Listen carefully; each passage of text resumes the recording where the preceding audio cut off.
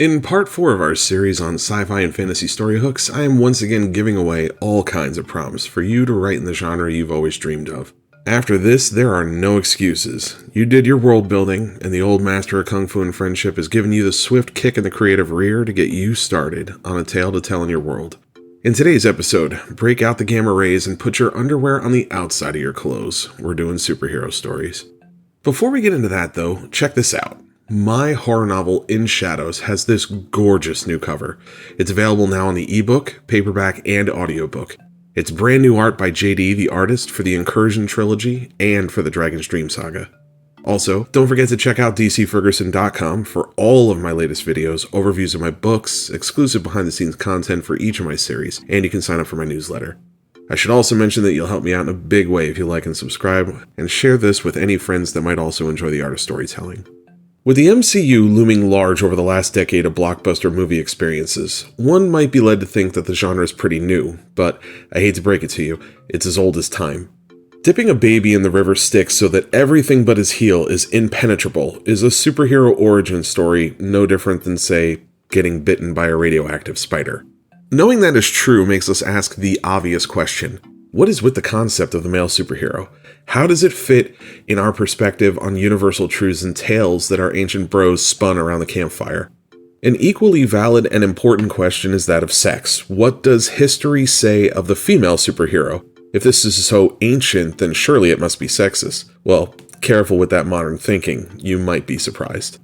To answer the first question, why are we spinning legends about superheroes? Well, the answer is somewhat obvious, though complicated. Superheroes are models for man, similar to a chosen one in the hero's journey, and often these genres go hand in hand. There is a commonality of auspicious birth or destiny involved in how our hero gets these great powers. But that hero finds out that they need to use those powers to help those that can't help themselves. The superhero is often depicted as physically perfect or the ultimate product of nature, built to do exactly what they were destined for. To answer the last question on sex, I'm going to give the succinct answer here on the topic of sex, but I'll weave it into everything we talk about today to see the grander picture. The superhero is universal and includes both genders. The reason is not for the purpose of inclusion. Quite the opposite. Historically speaking, the female superhero often embodies specifically feminine traits because they're not interchangeable with men. It's complementary, not inclusive. Again, I'll explain as we go on. I can promise I'm not blind to how hot a topic this may be to some. The first genre we're going to discuss today is the origin story. Again, whether we're talking about Achilles or Spider-Man, the origin story is often there for us to see the roadmap of how the hero became a hero. Not surprisingly, the Western 3-act structure of the hero's journey is often going to be in play in these stories. That said, not every hero starts from the same place. For example, Peter Parker is a nerdy high school kid until he gets his powers.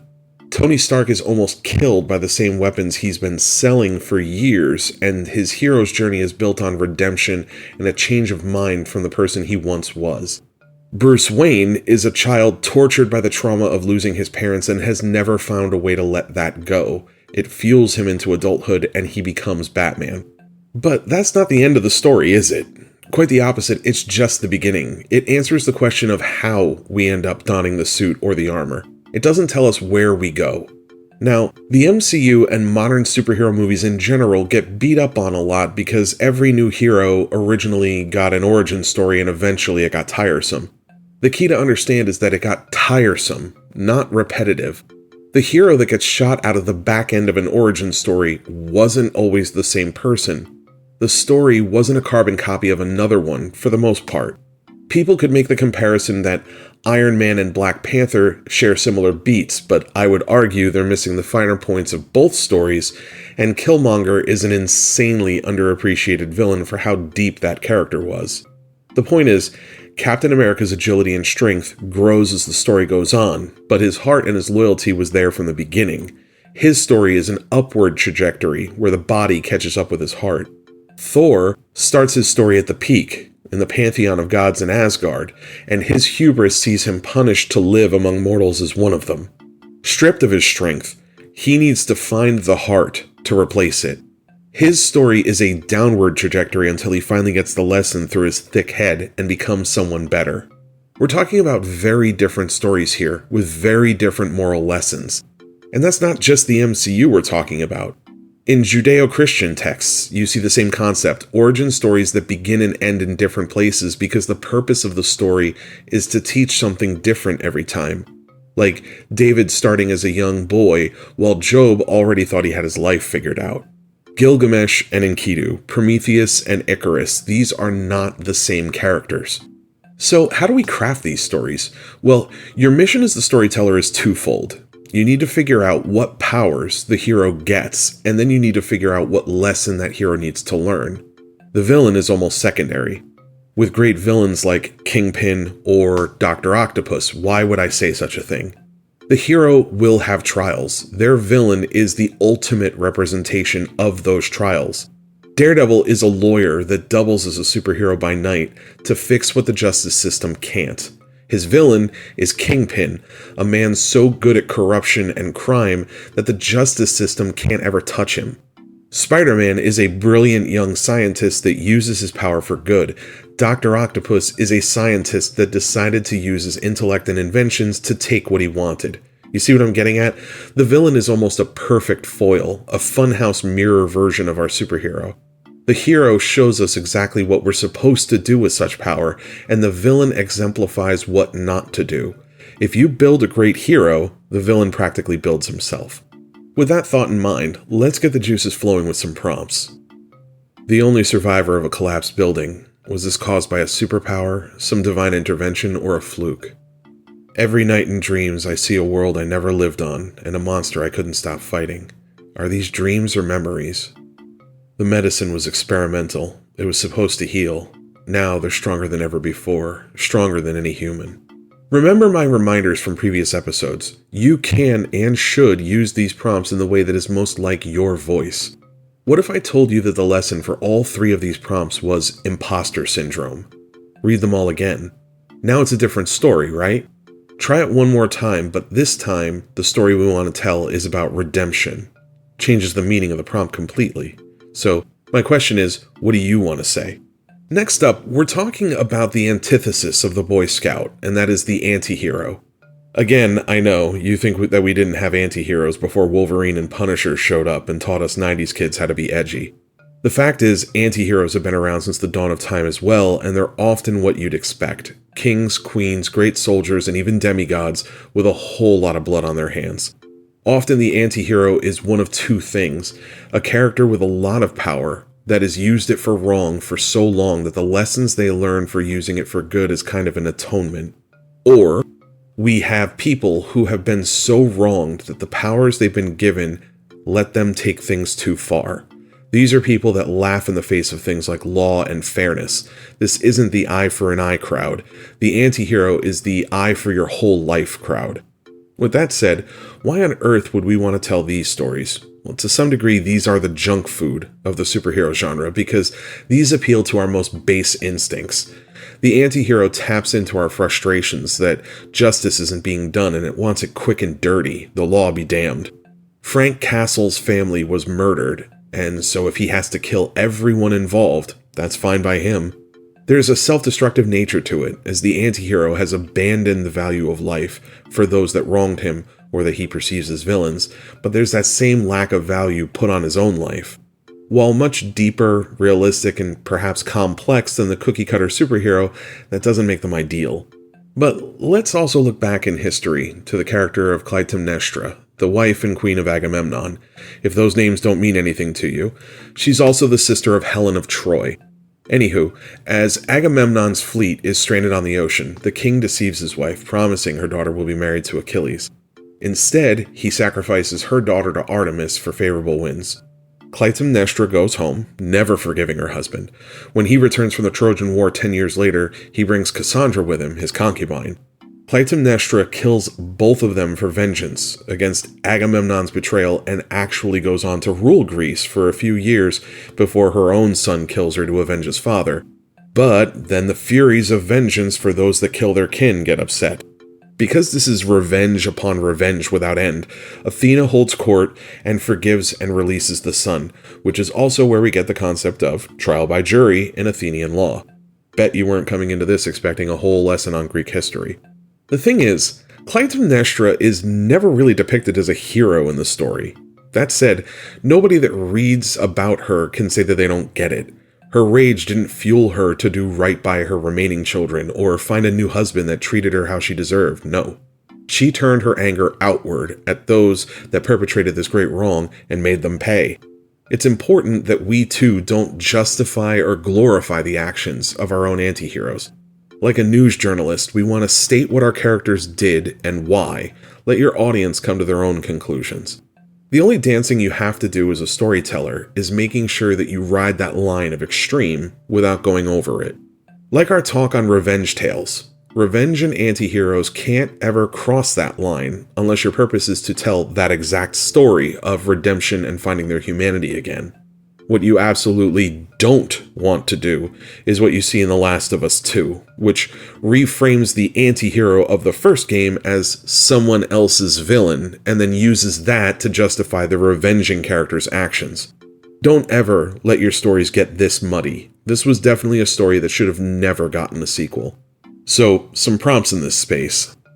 He wanders the desert, exiled from his own lands for the sins he committed to protect it. The threat is still out there in the wastes, and he is still their savior. Trained as a paladin by the church to uphold the word of God, they turned on him when he found their own corruption. He will honor God's word and bring justice. She took the job as the king's assassin to get her revenge on the group that killed her family. That trail leads right back to the castle, and blood will follow. Anti-hero stories have a tendency to have that same rigidness we saw last week with fight the system style stories, and the week before that with capers. They're a bit one note, but that doesn't mean they're not fun. And if you want to be the one to bring that complexity to the party, consider this your challenge. Next up, we're going to talk about the hero versus society. These stories are super thoughtful and rich on world building, perfect for my friends with a whole lot of opinions and a thick notebook of ideas. The way these stories work is that often, the hero is pitted against society at large, and obviously, one of them is more right than the other. Your job as the storyteller is to find that truth and shine a light on it for the audience. My very first example that springs to mind immediately is that of Rorschach in Watchmen. Perhaps one of the greatest literary characters to come out of the second half of the 20th century, Rorschach finds the secret of the comedian's death and it brings him to his old partners, the Watchmen. When he finds that super genius Ozymandias will solve the looming threat of nuclear war by sacrificing an American city to a threat Ozymandias made up, Rorschach can't live with it. The world at large would need to know that everyone that died wasn't because of aliens, but because that society was viewed as sheep and Ozymandias appointed himself their shepherd. Even as all the other Watchmen realized Ozymandias was right, that the losses would be greater if nuclear war was allowed to happen, Rorschach wouldn't budge. He was willing to die for it, and so he does. That's the kind of example that's so muddled in the gray that it's hard to say if he's right or wrong. On the other side of that equation, we have the character of Homelander from The Boys. He is so drunk on his own power and superiority over the human race that he's constantly questioning himself as to why he works for them at all, instead of just declaring himself a god. This is one of those funny things where the character can go down the checklist of all the reasons that they're justified, and you can nod along with every one of them, and they still come off the villain in the end. Very similar to last week's topic of tech gone awry, we're struggling to deal with what happens after we accidentally created a godlike creature that can destroy us all. In each adventure, we're rooting for the normal guys to figure out a way to be more clever than Homelander is powerful. So, why tell stories with these characters? Well, these stories are often ethical conundrums where the hero is either representative of the absolutist position of moral good, while society reflects all the gray of real life, or we're dealing with a sort of God machine story where we're trying to come to grips with the monster we've made. In case you're wondering, yes, our boy Frankenstein's monster fits in here perfectly. He is the so-called abomination that society would see burn, but the real monster in the story was always Dr. Frankenstein. By going after his creator for the sin of giving him life, the monster is the justified one in an absolutely impossible ethical dilemma. If you want to get dirty in the gray, here are some of the prompts. Raised as America's sweetheart, the next generation of superhero grew up before our eyes. But when he turns on us, is he the monster we created or the one we deserve? The only thing the power of foresight ever did was land her in a dungeon. What good is the power to see the future if no one wants to know? The city needed a savior. Now that crime is afraid of him, the city wants him gone. Can we replace one monster with another? You see how delightfully gray those prompts are? Are they the hero or are they the villain? It's up to you to make that argument. Our last genre today is Wonder Women. While I tried with every single one of these previous topics to include female examples, there is no denying that they are all male-dominated genres. The funny thing about that is that, historically speaking, when the superhero character is female, they become very, very different stories. Female-centric superhero stories will often exemplify the exact same traits that would be considered a weakness to male characters, but in those stories, they are a unique benefit. Before we jump to the obvious example of Wonder Woman herself, let's first reach back to our ancient bros and see what they had to say. In ancient Hindu belief, Durga is the 8-armed demon slayer with a weapon in each hand that rides a tiger or a lion into battle, and she's the manifestation of divine female energy that was present before the universe was created. In Greek mythology, Atalanta was abandoned at birth and raised by a bear.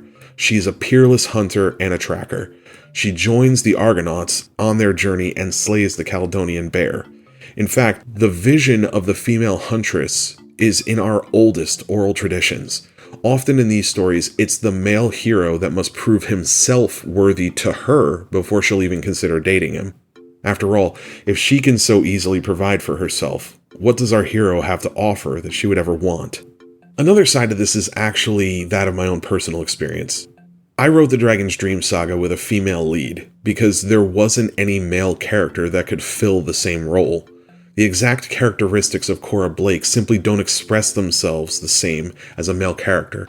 Cora Blake's father was a leader that died when she was very young, leaving a void that Cora fills with overachieving, substance abuse, and eventually seeking out the magical powers of her father's people. Her rocky journey is that of a woman trying to find a connection to what she's lost. It's driven by emotion and relationship, not righting wrongs or moral responsibility. So often in modern culture, we're told that everyone is equal, and that is true in terms of their rights and their value as a life. But everyone is also different, and that is just as important. The female superhero is great not because she's doing everything a man can do, but because she's doing everything as a woman that a man can't do. The female superhero has empathy and compassion, and her choice to kill is usually a last resort. Her stories are more about connections and dialogue. That said, I also wrote some absolutely wild action set pieces in every single volume of the Dragon's Dream saga, so, there's my shameless plug on that. The point is, if you're choosing to write a female superhero, you absolutely cannot make it a male superhero with a skirt. We saw that backlash against Captain Marvel for a variety of reasons, but one of the most common was that there wasn't anything inherently female about her. If a dude was cast in the role, none of the dialogue would have had to change. The film Wonder Woman came out only 2 years earlier, and I can tell you, opening weekend was packed. People walked out of the theater stoked. The reason for this is actually echoed in what I've already said. Steve Trevor, an invader to Wonder Woman's lands, talks of a human war consuming the world outside of her island. Throughout the story, Wonder Woman is disgusted as she sees the worst side of humanity, how men will go to war and kill each other like savages. It's only because Steve Trevor shows Diana that yes, he is part of the war, but not for the animalistic desire to kill, but to save lives. She realizes humanity has more to offer. She falls in love with him because he has to earn it, to show her that he is something more than the machine of carnage that's around her. That is classically Greek in storytelling, and was done very well. More importantly, it's again a story you can't tell with a male character. So, if you're ready to write some female leads, here are some prompts. Daughter of an ancient goddess her people hate. As her powers awaken, she must ask herself, write a new chapter in the legacy, or forge her own. She broke a law to save a life and was exiled for it. Now that life is the greatest villain her people has ever known. Will she return to fight? They were lovers when they got their abilities. When he became drunk with power, she spared his life. This time, she may not have a choice. You can see very quickly that these story prompts are very different from the ones that we discussed earlier. They're focused on connections, empathy, relationships, and identity. Stories like these have as many emotional beats as they have action ones. Respect that and celebrate it, and you'll be just fine. So, now that we've pulled from gods, myths, and comic books, it's time to create your own legend. This has been a wild ride, and next week is the final part. We're going to talk about every little thing in magic, so make sure you come right back. Superhero stories are these larger-than-life tales of myth. In my mind, Achilles and Spider-Man, Gilgamesh and the Punisher, they're all on the same spectrum, despite being created thousands of years apart.